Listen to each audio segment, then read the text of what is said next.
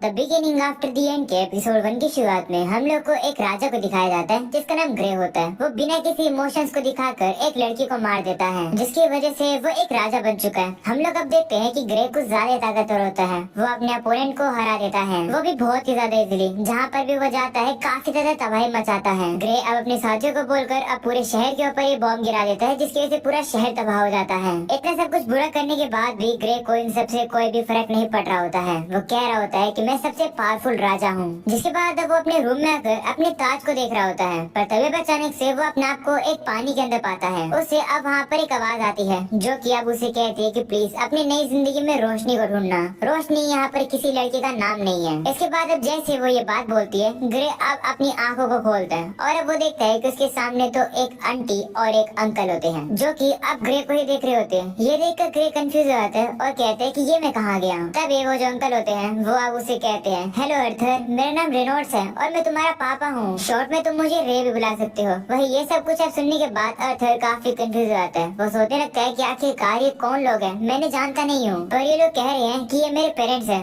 अगर ये सच बात है तो इसका मतलब है कि मैं अपनी पुरानी जिंदगी में मर चुका हूँ और फिर उसके बाद में दोबारा से जिंदा हो गया हूँ। अगले में अर्थर अब कहने लगता है कि मैंने सोचा नहीं था कि इतनी ज्यादा जीत के बाद मैं एक छोटा बच्चा बन जाऊंगा। हम अब देखते हैं कि क्योंकि अर्थर इस समय पर एक काफी छोटा बच्चा है, उसके पेरेंट्स अब उसका काफी ख्याल रख रहे होते हैं। हमें ये पता चलता है कि अर्थर की मदर का नाम एलिस है। वहीं पर अर्थर को अब ये सब काफी अनकंफर्टेबल लग रहा है एक छोटे बच्चे की बॉडी में आकर, पर अब वो कुछ कर भी नहीं सकता है। उसकी खुद की बॉडी पर ही उसका कंट्रोल नहीं है। वो अब अपने कपड़ों को भी गंदा कर देता है, तो अब एलिस को उसके कपड़ों को चेंज करना पड़ता है। वहीं पर अब अर्थर भी कहने लगता है कि इस बॉडी के ऊपर मेरा कोई भी कंट्रोल नहीं है। ये बॉडी मेरे लिए एक प्रिजन की तरह है। मैं बस चाहता हूँ कि ये सब कुछ एक सपना हो, पर लगता है कि ये सब कुछ हकीकत है। अगले सीन में वो लोग बाहर होते हैं जहाँ पर हम लोग अब रे को देखते हैं जो कि अब अपनी ट्रेनिंग कर रहा होता है मैजिक को यूज करके। वो मैजिक का यूज करके पत्थर को तोड़ देता है और अब पत्थर गलती से उसी के मुंह पर आकर लग जाता है, जो देखकर एलिस कहती है कि रुको मैं तुम्हें हील करती हूँ। इसके बाद अब एलिस उसे हील करने लगती है। वही ये सब कुछ अब देखने के बाद अर्थर काफी कंफ्यूज हो जाता है। वो कहने लगता है कि ये जो ताकत है इस दुनिया के अंदर, इन सब के बारे में मैं नहीं जानता हूँ, पर ये काफी ज्यादा कमाल की है। अगले सीन में हम लोग अब रे को देखते हैं जो कि अब अपने हाथों में एक ग्लव जैसी चीज को पहन लेता है और अब वो एक जंगली बोर से लड़ने के लिए आ जाता है। वो फिर से अपनी ताकत का यूज करके उस बोर को हरा देता है। वही ये सब कुछ अब देखने के बाद रे के जितने भी साथी होते हैं वो उससे काफी इम्प्रेस हो जाते हैं। अगले सीन में रे अब घर वापस आता है पर उसके हाथ पे थोड़ी सी चोट लग जाती है। वही ये सब कुछ अब देखने के बाद अर्थर अब कह रहा होता है कि नॉलेज ए वेपन होती है और क्योंकि मैं भी कुछ कर नहीं सकता हूँ तो मैं अपने सराउंडिंग से ही सारी चीजें सीखूंगा कि आखिरकार चीजें काम कैसे करती हैं। ये सोसाइटी एक ऐसी जगह है जहाँ पर इंडिविजुअल अपने खुद के वेपन्स यूज कर सकते हैं। इससे पता चलता है कि इस दुनिया के अंदर खतरा है। अगर ऐसी बात है तो मुझे भी अपने लिए खुद के लिए जल्दी से ताकत पानी होगी। वहीं पर अब उसके पेरेंट्स जिसके बाद अब उसे फिर से सुलाने लगते हैं। ये सब कुछ अब देखकर अर्थर कहने लगता है कि इस बॉडी के अंदर मुझे थोड़ा सा फ्रस्ट्रेटेड तो फील होता है, पर मेरे पेरेंट्स के साथ ये मोमेंट इतने भी ज्यादा बुरे नहीं है। मैं अभी एंजॉय कर रहा हूँ क्योंकि मेरे पिछले लाइफ के अंदर तो मैं अपनी इच्छा अनुसार सो भी नहीं पाता था। अगले सीन में हम लोग अब देखते हैं कि कुछ महीने बीत जाते हैं जहाँ पर अर्थर अब क्रॉल करना सीख जाता है, जो देखकर उसके पेरेंट्स काफी ज्यादा खुश हो रहे होते हैं। वहीं पर अब अर्थर जाकर शीशे में अपना चेहरा पहली बार देखता है, जिसे देखकर वो काफी हैरान हो जाता है। अर्थर कहने लगता है कि मुझे इस बॉडी में आए हुए काफी महीने हो चुके हैं पर अभी तक मुझे मेरे नाम की आदत नहीं हुई है, पर मुझे इन सबसे ज्यादा फर्क नहीं पड़ता है, मुझे तो बस नॉलेज चाहिए।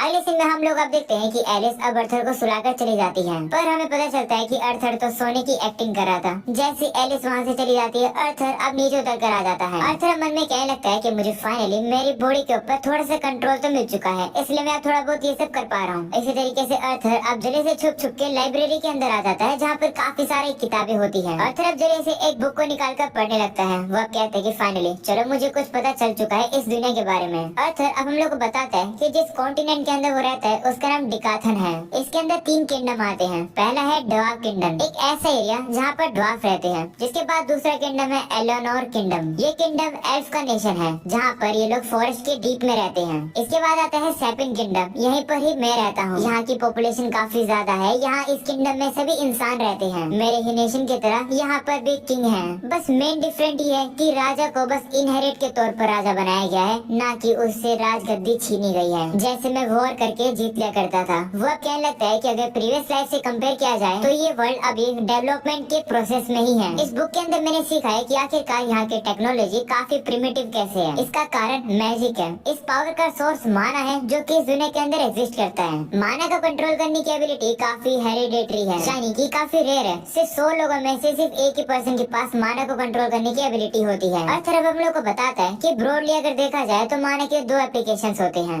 ऑगमेंटिंग और कॉन्जूरिंग। जो ऑगमेंटर्स होते हैं वो माना को यूज करके अपनी बॉडी को एनहेंस करते हैं, जिससे कि उन लोगों को काफी ज्यादा ताकत, एबिलिटी और डिफेंस मिलते हैं। दूसरी तरफ होते हैं कॉन्जूरर्स। वो लोग माना को यूज करके अपने आप ही जिस तरीके से वो चाहे उसे वो कंट्रोल कर सकते हैं, जैसे कि मैजिक को यूज करना। और माना को कंट्रोल करने की जो चाबी है वो माना कोर होती है। ज्यादातर लोगों की पावर तब अवेकन होती है जब वो टीनेजर बनते हैं। उन लोगों को अपने माना को अपनी बॉडी के हर एक पॉइंट पर चैनलाइज करना होगा। इस चीज को हम लोग माना कोर कहते हैं। और अगर हम लोग इसे कंट्रोल कर लें तो एक पर्सन मेज बन जाता है। और फिर कहने लगता है कि मेरे पुरानी दुनिया में भी एक सिमिलर कॉन्सेप्ट था जिसे की कहते थे। की से तुम अपने इंटरनल पावर के बारे में जानते हो, उसे कंट्रोल करके तुम उसे अनलिश कर सकते हो। और फिर सोचने लगता है कि क्या पुरानी जिंदगी की जो मेरी नॉलेज है वो क्या मेरे काम आएगी। चलो ट्राई करके देखते हैं। और क्योंकि की और माना को यूज करने की जो एबिलिटी है वो एक जैसी ही है, तो अर्थर अब ट्राई करने लगता है। और अब थोड़ा थोड़ा मैजिक वो यूज करने ही वाला होता है, पर तब उसकी मोम आकर उसे उठा लेती है और कहते है कि तुम यहाँ क्या कर रही हो। इसके बाद अब एलिस चेक करती है और कहती है कि तुमने तो फिर से अपने कपड़े गंदे कर दिए, चलो इसे बदलते हैं तुम्हारी पैंट को।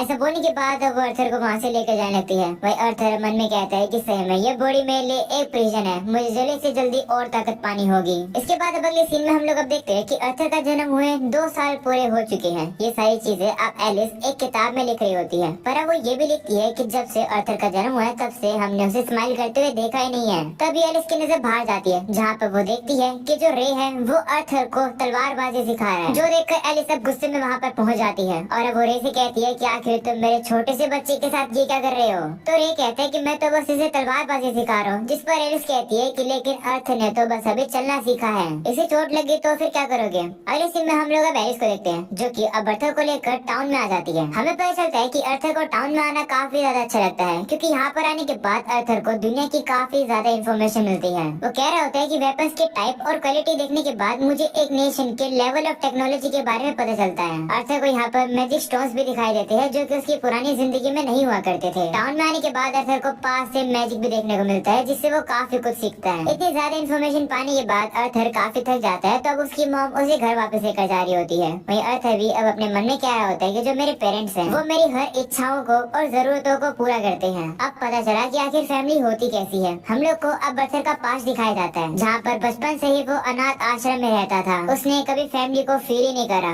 अर्थर अब काफी ज्यादा एंजॉय कर रहा होता है इस फैमिली में आने के बाद। उसकी मॉम भी अब उसे कहने लगती है कि मुझे काफी खुशी हुई थी जब तुम अपने बेड से निकलकर बुक पढ़ने के लिए गए थे, और जब भी तुम मार्केट में जाते हो तब तुम काफी ज्यादा क्यूरियस लगते हो। ये तुमने शायद अपने पापा से सीखा है। एक दिन तुम उन्हीं की तरह भाग जाओगे और दुनिया को देखने जाओगे। पर बेटा, मैं चाहती हूँ कि तुम एक पीसफुल लाइफ जियो, जिसमें तुम्हारे लिए कोई भी खतरा ना हो। अगले सीन में अब अर्थर आकर अपने फादर की वापस से ट्रेनिंग देख रहा होता है। अर्थर अब कह रहा होता है कि मैं काफी लकी हूँ कि मेरे फादर यहाँ पर है, मुझे उनसे काफी कुछ सीखने को मिलता है। हम अब रे को देखते हैं, जो कि अपने मैजिक को यूज करके पत्थर को काफी आराम से तोड़ देता है। जिसके बाद अब वो अर्थर से कहता है कि देखा हुनर है कमाल का। वही अर्थर ज्यादा इम्प्रेस नहीं होता है। तभी उसकी मॉम वहाँ पर आती है और वो अर्थर को बताती है कि तुम्हारे फादर इससे भी काफी ज्यादा बेहतर कर सकती हैं, देखते जाओ। जिसके बाद हम लोग अब रे को देखते हैं, जो कि और भी ज्यादा माना का यूज करके सही में वो भी काफी पावरफुल बन जाता है। जो देखकर अर्थर काफी ज्यादा हैरान हो जाता है और कहता है कि मेरे फादर एक ऑगमेंटर हैं। ये तो सही में कमाल का था, मैं खाली ऐसे नहीं खड़ा रह सकता हूँ, मुझे भी ताकतवर होना होगा। अर्थर अब बुक पढ़ने के लिए जा ही रहा होता है, पर तभी उसकी मॉम उसे सुलाने के लिए लेकर जा रही होती है और कहती है नहीं, तुम अभी बुक नहीं पढ़ सकते हो। जो देखकर अर्थर अब काफी मासूम चेहरा बनाने लगता है, तो अब उसकी मॉम उसे मना नहीं कर पाती है और कहती है ठीक है, बस तुम थोड़ी देर ही पढ़ोगे। तो अब वो भी मान जाता है और अब आकर बुक पढ़ने लगता है। वो अब अपनी ट्रेनिंग को वापस से शुरू कर देता है और कहता है कि इन 2 सालों में मैंने काफी ज्यादा नॉलेज को गेन किया है।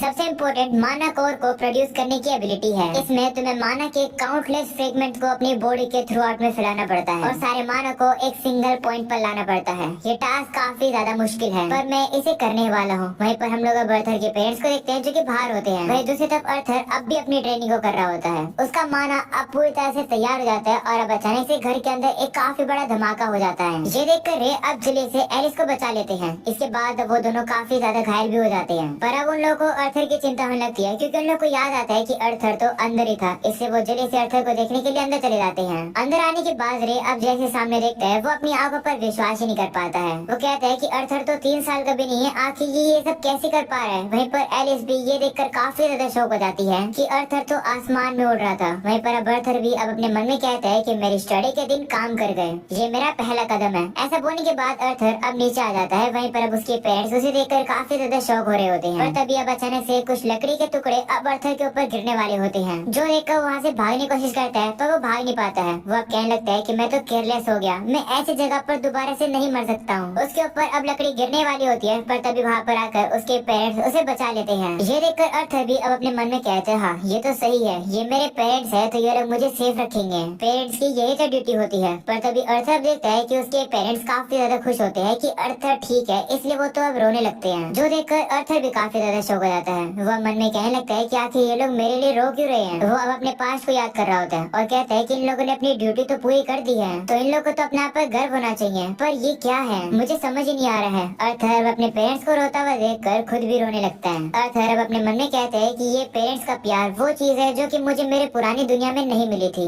मेरी पास्ट लाइफ में मेरे पास ये पेरेंट्स नहीं थे। ऐसा बोलने के बाद अब अर्थर भी काफी इमोशनल हो जाता है और अब वो भी अपने पेरेंट्स को पकड़कर रोने लगता है। इसके बाद हमें अब एपिसोड के एंडिंग में एक काफी बड़े मॉन्स्टर को दिखाया जाता है और अब इसी के साथ ये एपिसोड यहीं खत्म हो जाता है। उम्मीद है कि तुम लोग को ये एपिसोड पसंद आया होगा। चिंता मत करो, इसका अगला एपिसोड कल ही आ जाएगा, इसलिए अभी के अभी चैनल को सब्सक्राइब करके ऑल नोटिफिकेशन यहाँ से ऑन कर देना। और क्योंकि ये एक नई एनिमे है तो इस वीडियो के ऊपर ढेर सारे लाइक भी कर देना, ये बताने के लिए कि तुम लोग को ये एनिमे कैसी लगी। चलो फिर मैं मिलूंगा तुम लोगों से अगले एपिसोड में, तब तक के लिए बाय बाय, अपना ख्याल रखना।